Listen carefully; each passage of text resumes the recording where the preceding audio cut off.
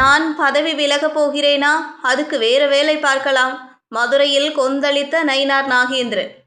நான் பதவி விலக வேண்டிய அவசியம் இல்லை எனவும் 2026க்கு பிறகு யார் ஐசியூவுக்கு செல்கிறார்கள் என தெரியும் என தமிழக பாஜக தலைவர் நயினார் நாகேந்திரன் கூறியுள்ளார். மேலும் அதிமுக விவகாரத்தில் அதிமுக பொதுச் செயலாளர் இபிஎஸ் என்ன சொல்கிறாரோ அதுதான் இறுதியானது எனவும் கூறியுள்ளார். பரமக்குடியில் உள்ள இம்மானுவேல் சேகரன் நினைவிடத்திற்கு செல்வதற்காக பாஜக மாநில தலைவர் நயினார் நாகேந்திரன் சென்னையிலிருந்து விமானம் மூலம் மதுரை வந்தடைந்தார். தொடர்ந்து மதுரை விமான நிலையத்தில் செய்தியாளர்களை சந்தித்தார். அப்போது பேசிய அவர், அதிமுக வலுவாகத்தான் உள்ளது.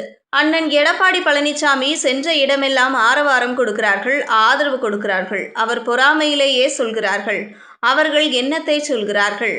அதிமுகவை பாஜக உடைக்க வேண்டிய அவசியம் கிடையாது. நாங்கள் தான் இன்றைக்கு அவர்களை தலைவராக ஏற்றிருக்கிறோம்.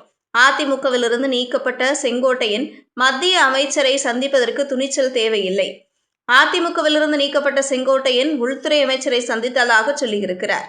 எனக்கு முழுமையான கருத்து தெரியாது. பாஜக ஐசியூவில் உள்ளதாக உதயநிதி சொல்லியிருக்கிறார். 2026க்கு பிறகு யார் ஐசியூவிற்கு செல்கிறார் என தெரியும். ஓபிஎஸ் கூட்டணிக்கு எந்த நிபந்தனையும் தெரிவிக்கவில்லை. ஆனால் டிடிவி இபிஎஸ்ஐ முதல்வர் வேட்பாளர் ஆகக்கூடாது என சொல்வது அவர் சொந்த கருத்து. ஓபிஎஸ்ஸிடம் எந்த நேரமும் அழைத்து பேசுவேன். யார் மீதும் எனக்கு கருத்து வேறுபாடு கிடையாது. அண்ணன் ஓபிஎஸ்ஸிடம் கண்டிப்பாக பேசுவேன், பேசிவிட்டு சொல்கிறேன். செங்கோட்டையனை அமைச்சர்கள் சந்தித்தால் கூட்டணிக்குள் எந்தவித இடர்பாடும் இல்லை.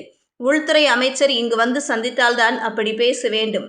அவர் போய் அங்கு சந்தித்திருக்கிறார். திமுக வலுவாக இருக்கிறது என உதயநிதி சொல்வதாக சொல்லியிருக்கிறார்.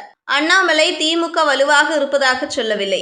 எனக்கு பதவி விலக வேண்டிய அவசியம் இல்லை. அதே நேரத்தில் பிரதமர் மற்றும் உள்துறை அமைச்சர் மற்றும் நட்டாஜி என் மீது அளவற்ற அன்பும் பாசமும் வைத்திருக்கிறார்கள்.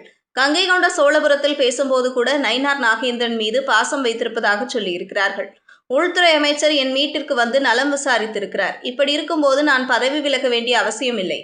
ஊடகங்களும் பத்திரிகையாளர்களும் பத்திரிகை தர்மத்தை காப்பாற்ற வேண்டும்.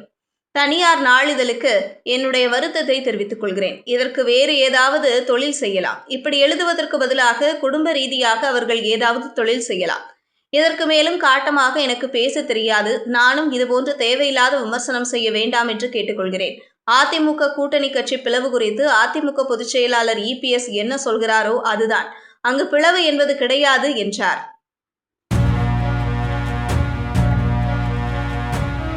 செய்திகளை உடனுக்குடனும் துல்லியமாகவும் தெரிந்து கொள்ள நியூஸ் 10 தமிழ் சேனலை பின்தொடருங்கள்.